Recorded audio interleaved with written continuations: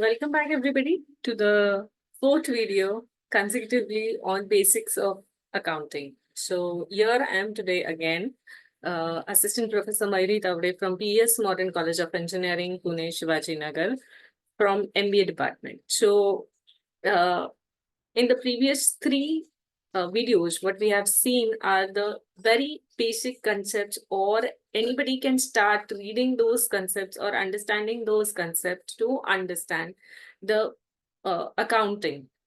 So into this video, we are at the end of this particular series. So this is the last video for that particular series. So we are going to see another concepts into this, very interesting concepts into this particular video. So accounting concepts and accounting conventions are the crucial elements of the accounting process, which are defined by the GAAP principles, that is generally accepted accounting principles. So accounting concepts are the basic assumptions on which accounting operates, and accounting conventions are guidelines that are followed for preparing financial statements. So as we can see, the concepts are basically the assumptions which are there to operate the accounting process. And conventions are the guidelines which are drafted for following, to be followed for preparing financial statements, any kind of a financial statement, what we have seen in the previous videos. So what are the different accounting concepts? So first is the business entity concept. This concept assumes that the organization and business owners are two individual entities. So I have given the reference into the previous videos about this particular concept. I am explaining you this concept into detail now. So hence the business transactions and personal transactions of its owners are different. So even if I am the owner of the business and I am withdrawing the cash from the business, then it becomes a a cash transaction, a drawing for the business. So that is how the business and the owner are separate from each other. So for an example, when the business owner invests his money in the business, it is recorded as a liability for the business to the owner. Similarly, when the owner takes away from the business cash or goods for his or her personal use, it is not treated as a business expense. So thus, the accounting transactions are recorded in the books of accounts from the organization point of view and not the person owing the business. So always whenever we are recording any kind of a transaction, that is definitely in the context of the business and not the person owing the business. So next comes the example. So suppose Mr. Birla started a business. He invested 1 lakh rupees. He purchased goods for 50,000, furniture 40,000, and plant and machinery for rupees 10,000, and 2,000 remains in hands. So these are the assets of the business and not of the business owner. So Mr. Birla has introduced all these assets into the business and they are not treated as his personal assets. So according to the business entity concept, 1 lakh will be assumed by as a business capital, which Mr. Birla has introduced, and it will go into the liability side of the balance sheet towards the owners of the business. So it is the liability of the business which Mr. Birla has created into the business by introducing the cash into the business. So now suppose he takes away 5,000 cash or goods for the same worth for his domestic purpose, for his personal purpose. This withdrawal of cash or goods by the owner from the business is his private expense and not the business expense. So it is termed as drawings. So it will be termed as Mr. Birla's drawings account. So another drawing account with the name of Mr. Birla will be created whenever he will be withdrawing any kind of goods or services or any kind of a cash from the business. So that will be shown into Mr. Birla's drawings account. Therefore, the business entity concept that the business and the business owner are two different, distinct persons. Accordingly, any expense incurred by the owner for himself or his family from business will be considered as expenses and it will be represented as drawings. So dual concept, the term, accrual concept, the term accrual means due. So especially an amount of money that is yet to be paid or received at the end of the accounting period. So it implies that revenue is realized at the time of sale from cash or not, whereas expenses are recognized when they become payable, whether in cash paid or not. Therefore, both the transactions are recorded into the accounting period in which they relate. So, in the accounting system, the accrual concept tells that the business revenue is realized at the time of goods or services are actually sold and not in the future date or not in the previous date, irrespective of the fact when the cash is received for the same. So if I am selling a particular good today and I will be receiving the cash in future, so again it is recorded in today's date that I have made the sales in today's date. So whether you receive the cash today or whether you receive the cash in future, irrespective of it, it is recorded into the transactions. So for an example, on March 5, 2021, the firm sold 55,000 of goods and the payment was received not received until 5th April 2021. The amount was due and payable to the firm on the date of goods services were sold. So that is 5th March 2021. It will be included in the revenue for the year ending, that is 31st March 2021. Similarly, expenses are recognized at the time services are provided, irrespective of the fact that cash paid for these services are made. For an example, if the firm receives goods costing rupees 20,000 on 9th March 2021, but the payment is made on 7th April 2021, the accrual concept requires the expenses must be recorded for the year ending 31st March 2021.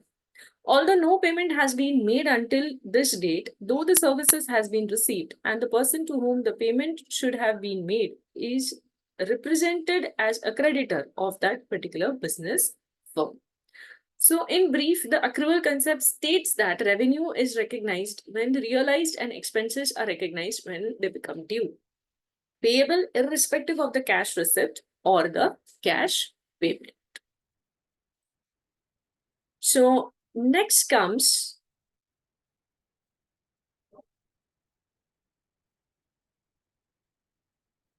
accounting cost concepts. So accounting cost concept states that all the business assets should be written down in the book of the account at the price assets are purchased, including the cost of acquisition as well as installment. So if I am purchasing an XYZ machinery for my business, in that particular context, when we say that the written down of the books of accounts, I mean in the books of account, the price, mere machinery, bringing the machinery is not important, but yes, definitely when we say there are certain charges, which is logistic charges, which might be acquisition charges, which might be installation charges.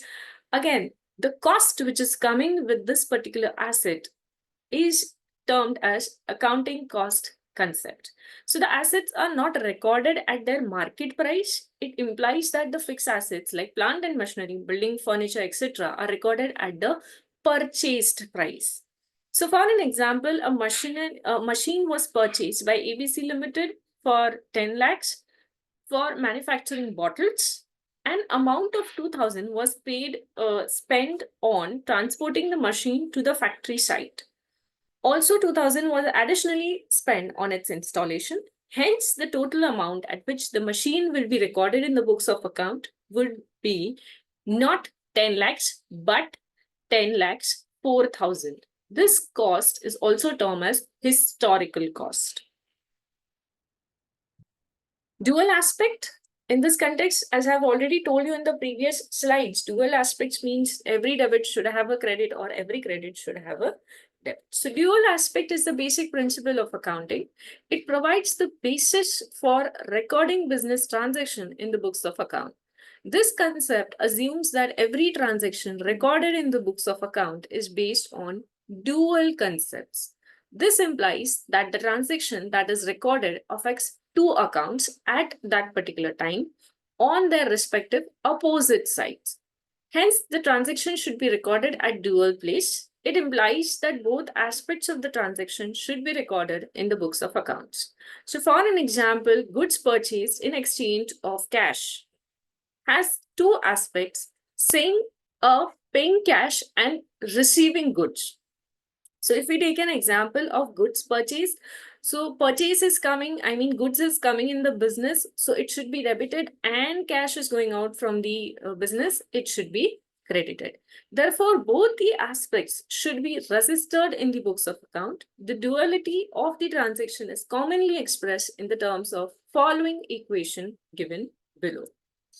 So assets is equals to liabilities plus capital, or owner's equity, what we say, or shareholders' equity. So the dual concept implies that every transaction has a similar effect on assets and liabilities in such a way that the value of total asset is equal to the value of total liabilities. That is what we say in the terms of accounting, that the balance sheet should get tallied. So the assets and liabilities should match at the end of the period. Going concern. The going concern concept in accounting states that a business activities will be carried out by any of the firm for an unlimited duration. This simply means that every business has continuity of life, hence it will not be dissolved shortly. So this is an important assumption of accounting, as it provides a base for representing the asset value of the balance sheet. So for an example, if we purchase plant and machinery for a company worth rupees 10 lakhs and its lifespan is 10 years, according to the going concern concept, every year some amount of assets purchased by the business will be represented as an expense, and the balance sheet amount will be shown as an asset in the books of account. So only a part of the purchase value is shown as an expense. The year of purchase and remaining balance is shown as an asset in the balance sheet. So going concern, it is always assumed that a business will not shut down today itself. Today I am inaugurating my business and tomorrow the shutter is down. This is not going to happen. So this is the basic assumption of accounting, that the business is a going concern unless and until you liquidate it or you close it down by law. It is going to be there present. So from generation to generation, you can say, or for a longer period of time. Money measurement concept. The money measurement concept assumes that the business transactions are made in terms of money, that is monetary currency of the country. In India, such transactions are made in terms of rupee. So hence, as per the money measurement concept, transactions that can be expressed in terms of money should be recorded in the books of account. So for an example, sales of goods worth rupees 10,000, purchase of raw material worth rupees 5,000, rent paid worth rupees 2,000 are expressed in terms of money, monetary value. Hence, these transactions can be recorded in the books of account. Accounting period concept. So accounting period concept states that all the transactions recorded in the books of accounts should be based on the assumption that profit on these transactions is to be ascertained for a specific period. Hence, this concept says that balance sheet and profit and loss account of the business should be prepared at the regular intervals. So, profit and loss account, balance sheet, trading account, and all these accounts nowadays on the ERP are created on monthly basis, and then it is consolidated at the year ending. So that is what is said here. So this is important for different purpose, like calculation of profit and loss account, tax calculation, ascertaining financial position. Also, this concept assumes that business identifies life is divided into two parts. So these parts are termed as accounting periods. So it can be 1 month, 3 months, 6 months.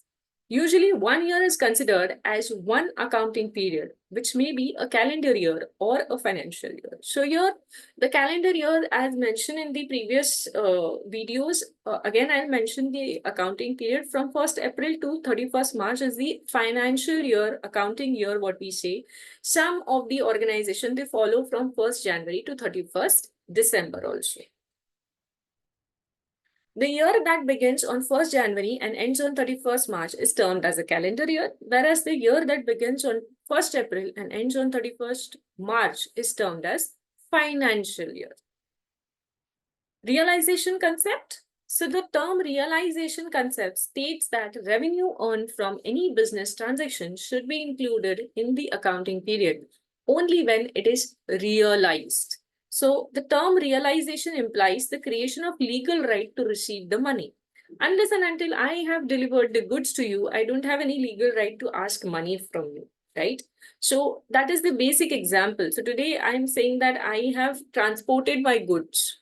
So please give me my money. No, I cannot say that. Unless and until it is received in your hands, legally the ownership of the property of goods.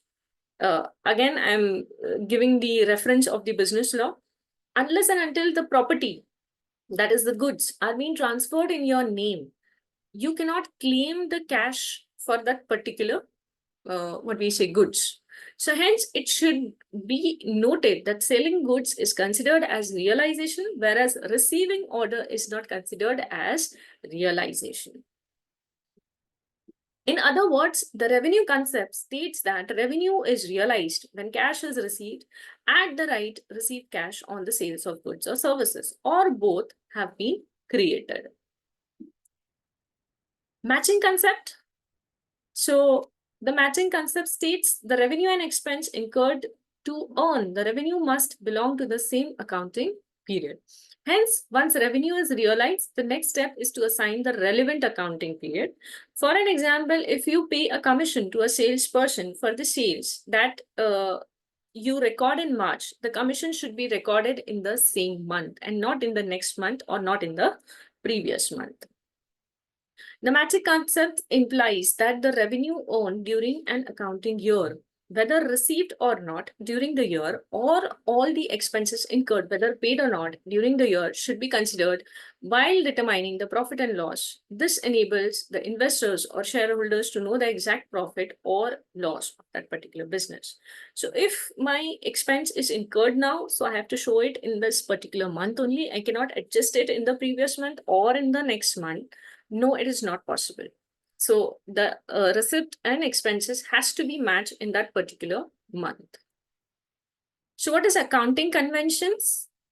So conventions are certain restrictions from the business for the business transactions that are complicated and are unclear. So although accounting conventions are not generally or legally binding, these generally accepted accounting principles maintain consistency in financial statement, in preparing the financial statements. So in standardized financial reporting process, the accounting conventions consider comparison, full disclosure of transactions, relevance and application in the financial statements.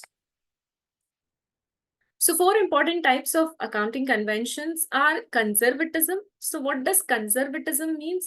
It tells the accountant to err on the side of the caution when providing the estimates for the assets or liabilities. So the accountant should be of utmost follow the utmost care while we say that when it is providing an estimate for an asset or liability, which means that when there are two values of a transaction available, then they always consider the lower one, which should be referred to, and not the highest one, which should be referred to.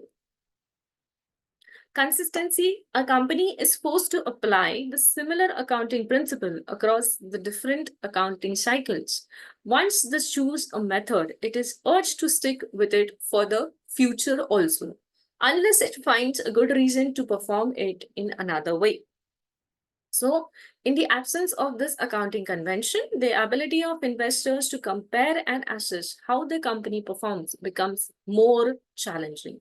So, consistency into maintaining the process of the accounting should be there, is what is understood. So full disclosure of the material facts. Into the previous videos also I have mentioned about this concept.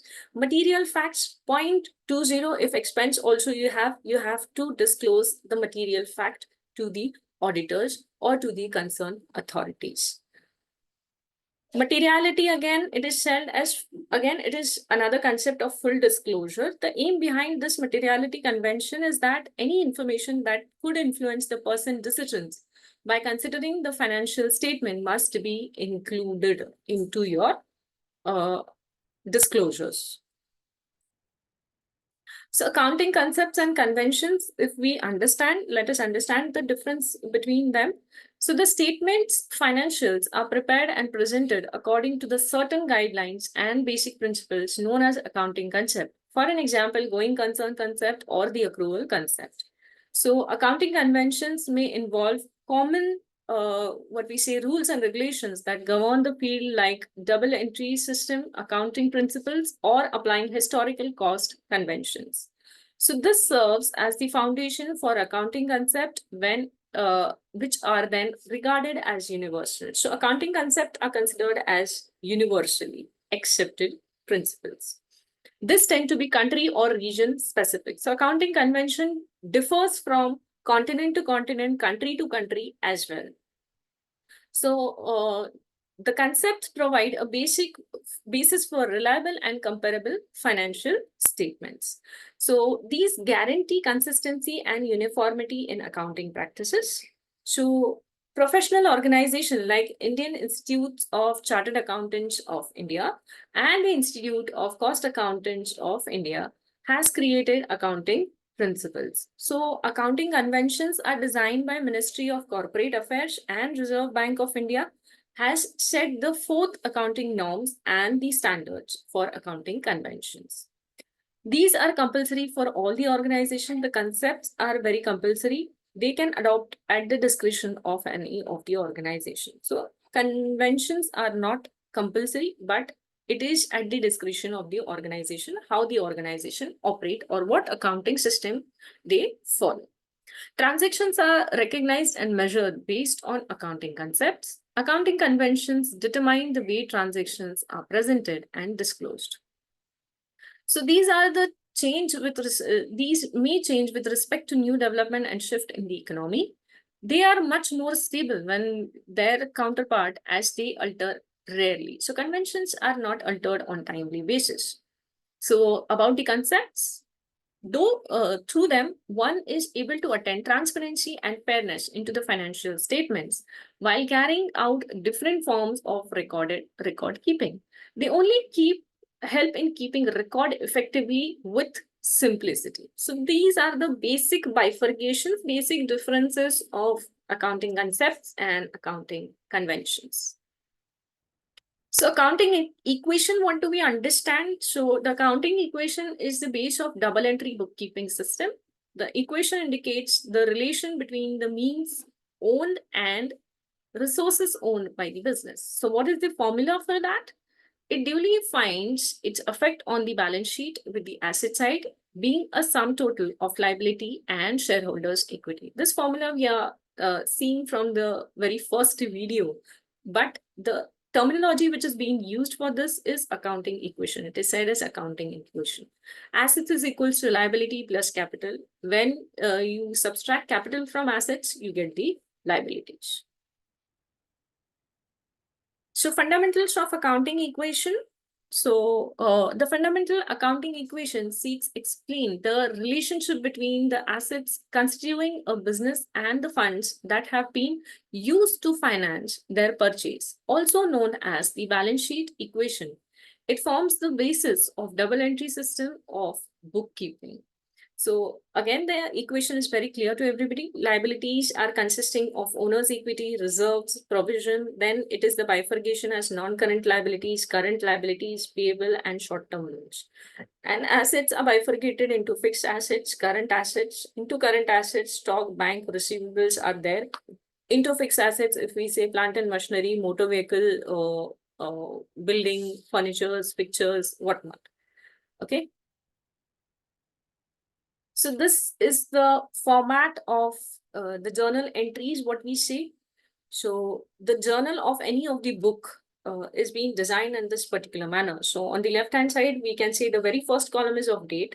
So if today I'm recording a transaction, I'll put today's date, then debit account, then credit account. And here being what you are seeing here, right? It is said as narration in the terms of accounting. So for every transaction, you have to give narration, which says that what transaction, what is the purpose of the transaction you have recorded for. So this is what is the ideal format of the journal entry system is.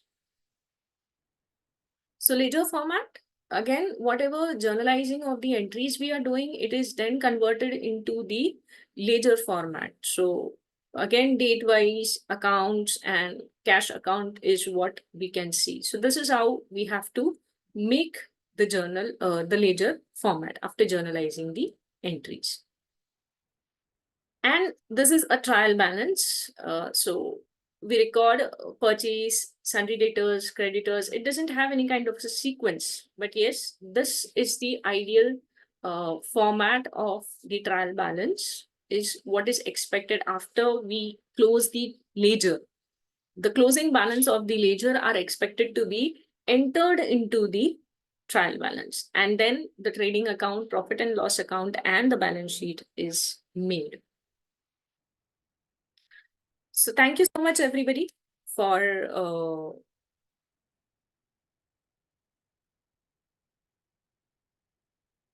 thank you so much, everybody, for watching the videos. And definitely, I'll come up with the more videos, the series of videos uh, for covering the basic concepts of the financial terminologies. And please do like, share, and subscribe all my videos, so I get the motivation to do this work on priority basis for all of you. And please remember, learning is a continuous process. You should never stop, and nobody is an expert until and unless the once the person stops learning, right? He assumes himself as an expert, and that is never going to happen. So this is a small cherry on the cake from my end. So into the comments, you can definitely tell me which all financial videos I can make it to make your concepts very crystal clear. Thank you so much, everybody.